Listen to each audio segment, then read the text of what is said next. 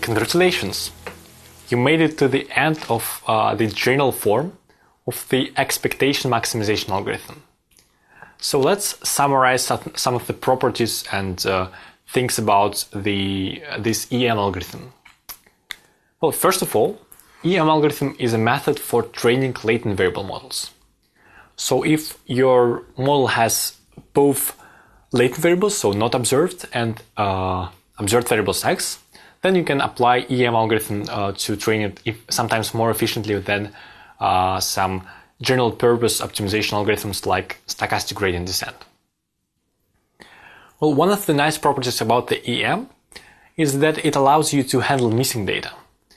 And sometimes it allows you to do it even with your favorite machine learning algorithms which are not probabilistic. So in this case, sometimes it's possible to treat your machine learning algorithm in probabilistic terms. And then you can say that, for example, if you do not observe your variable x to free, for example, so you don't know the value of this feature, you can say that it's a latent variable. So all other x's are observed, but this one is latent. And then you can apply EM to train this model with latent variables to get a reasonable solution in this case. Well, of course, you can always use some heuristics to treat missing values. For example, you can just throw away some of the columns and rows to get rid of the missing values. Or maybe you can substitute the missing values with zeros or some averages. But it's heuristics and it's really not obvious how it will work. So, although EM is not like guarantees you to always work, usually in practice, if you can apply it to your your problem with missing values, it's better than just to substitute your missing values with zeros or to throw away a bunch of data. The main idea of the expectation maximization algorithm is that you want to maximize your marginal log likelihood, but it's hard. It's a hard optimization problem. So instead of that, you build a variation lower bound, which depends both on the original parameters theta and on the variational parameters q, which is some distributions you just introduced. And then you're trying to maximize this lower bound with respect to both theta and q in kind of block coordinate fashion. So in iterations, you fix q, for example, and maximize with respect to theta. And then you fix theta and maximize with respect to q. And this way, you're instead of your original complicated optimization problem, you're solving a sequence of some different optimization problems, which are in practical cases sometimes much simpler. So, for example, in Gaussian mixture model, you can solve each of the sub-steps optimization problems analytically, with like almost no time and computational complexity. The expectation maximization algorithm guarantees you to converge to some critical point, maybe not optimal, but at least local maximum or a saddle point. And sometimes it helps you to handle some complicated constraints.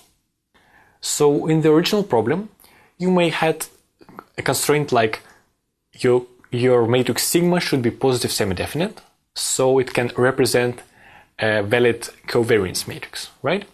And it's hard to force this constraint on your favorite stochastic gradient descent or some other method. But in the EM algorithm, you're substituting your original problem by a sequence of simpler ones. And on the M step, you will, of course, also have to enforce this constraint. But since the optimization task is so much simpler, it's usually much simpler to enforce these constraints on the M step than in the original problem. So in the Gaussian mixture model case, for example, on the M step, we have some concave optimization, which is really much easier than the original one. And adding this non-trivial positive semi-definite constraint doesn't make the problems that much harder. So we can still solve the M step analytically. The expectation maximization algorithm has numerous extensions, and we will talk about some of them later in this course.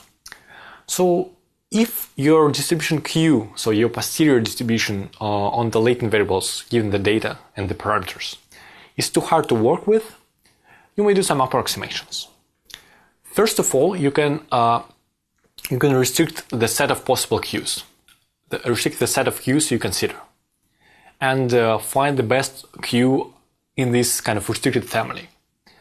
We'll see a really small example of this in the next module, but mostly this will be what week 3 and week 5 is about. And also, if you don't want to approximate, if you want something which is at least expected to be at least like accurate, at least on average, in this case you can use sampling. And instead of working with the posterior distribution directly, you can try to sample points from it and then approximate the expected value on the M step and solve it approximately. And this is what week 4 is about, how to sample from complicated distributions. So some negative features of the EM is that it gives you only local maximum, not the global one, but it's kind of expected because it's an NP-hard problem and you can't expect anyone to give you optimal solution in reasonable time. And also, it requires a little bit of math, which you have to get used to. But after you kind of make yourself familiar with this kind of derivations, it becomes very natural to do in new applications and new problems.